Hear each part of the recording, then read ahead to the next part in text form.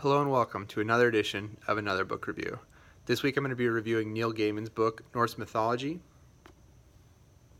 Talk a little bit about the author, talk about what I liked about the book, what I didn't like about the book, talk about who I think the book, who the audience for the book is, and finish off with what I'll be reading for next time.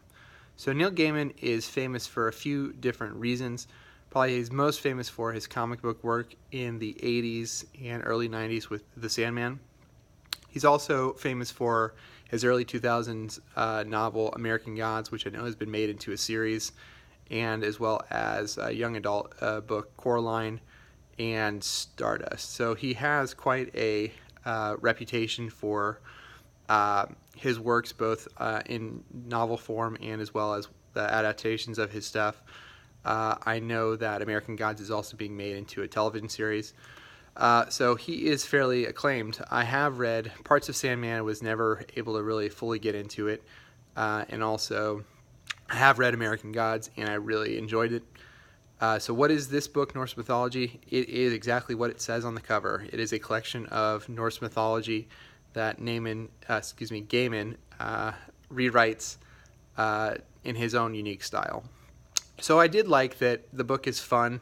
It's a funny book for kind of such serious subject matter that sometimes gets dark. There are a lot of battles. There's a lot of blood. There's a lot of murder. It is funny. He's funny kind of throughout. He has a very simple yet effective style. So those were all really things that I enjoyed about the book. He does a good job of, even though these characters by definition are archetypical, he does a good job of bringing nuances into them. So even though that Thor is really strong and really sometimes dumb, he also is a little bit more than that. And Loki is, even though he is treacherous and cunning, he sometimes is the voice of reason, strangely enough. So I did enjoy that stuff, that none of the characters are one note. Even though they are mostly archetypes. What I didn't enjoy about the book, mostly what I didn't enjoy about the book was pretty minor. It is a really relatively short book. It is a pretty quick read. There's some typos in the book, and for such a short book, I found that those were really noticeable.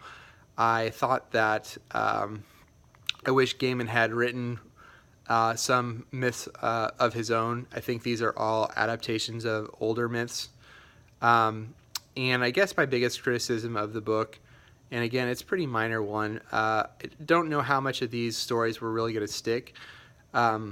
Because the book is so short and you go through it relatively quickly, I don't know the power of any one of these stories and the ability for it to stick in your mind days or weeks after. Like I said, I think it's a really fun read and the stories are fun, and I would recommend this to teenagers, or even some of them even younger kids, depending on kind of the subject matter.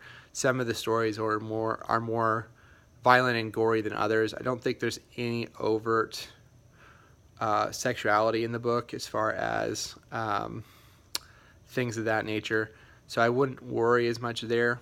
So I would definitely recommend it to maybe young teenagers, or really anyone who's interested in mythology and the characters.